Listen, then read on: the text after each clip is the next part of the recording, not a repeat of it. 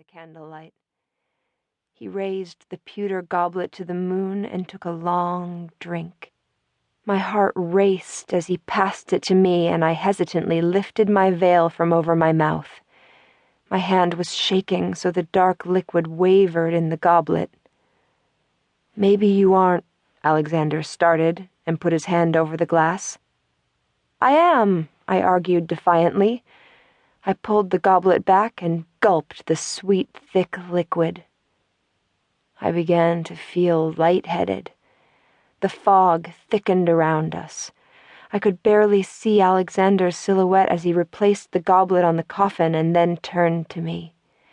With his white gloves, he gently lifted the black veil away from my face. Now I could see clearly, only I wasn't sure of what I was seeing. Instead of Alexander's usual long black hair, I noticed light-colored hair poking out from underneath his pallbearer's hat. I gasped. It couldn't be. "Jagger!" I exclaimed, frozen. But when I looked into his eyes, I didn't see Alexander's rival's blue and green eyes that had once hypnotized me by the mansion's gazebo. And they weren't the dark, soulful eyes I had fallen in love with. These hypnotic eyes were green, and I'd seen them all my life. "Trevor," I declared, the words barely escaping my lips. My childhood nemesis flashed a wicked grin, 2 razor-sharp fangs hanging from his mouth. I stepped back. It was only last night at Dullsville's spring carnival that Alexander and I had tried to warn Trevor about Jagger's twin sister Luna, who was looking to sink her newly formed fangs into the soccer snob's neck. Jagger had been seeking revenge on Alexander for not turning Luna into a vampire, and now that she'd been turned by another vampire, the nefarious teens were in Dullsville to find her a lifelong partner.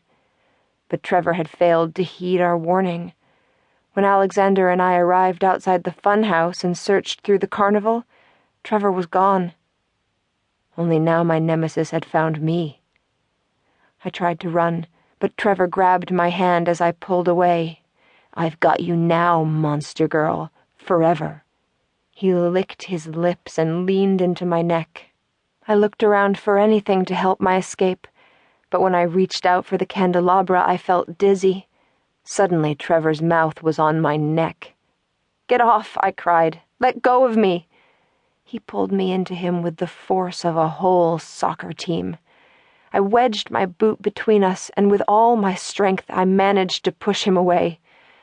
Trevor stumbled back and grabbed my arm. He tried to pull me close, but I bit his hand.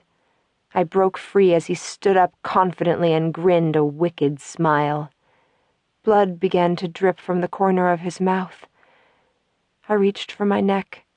My palm felt warm and wet. I gasped. When I held my hand before me, it was covered in blood.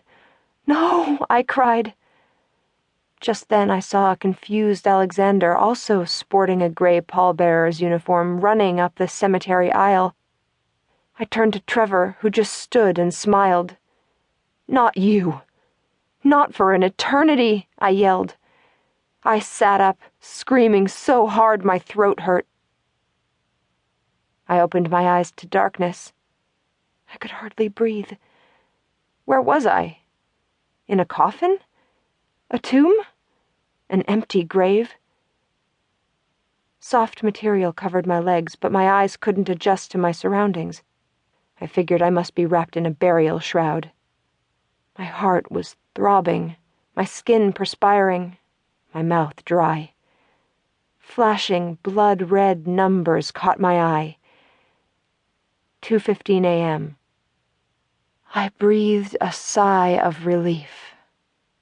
I wasn't lying in an unknown coffin in Dullsville's cemetery, but rather in my own bed. Was I as safe as I thought? Maybe this was all part of my nightmare. My fingers shaking, I switched on my Edward Scissorhands lamp and ran to my dresser mirror. I closed my eyes, anticipating what I might not see. When I opened them, my ghost-like reflection stared back. I pulled my bedhead hair away from my shoulders and examined my neck.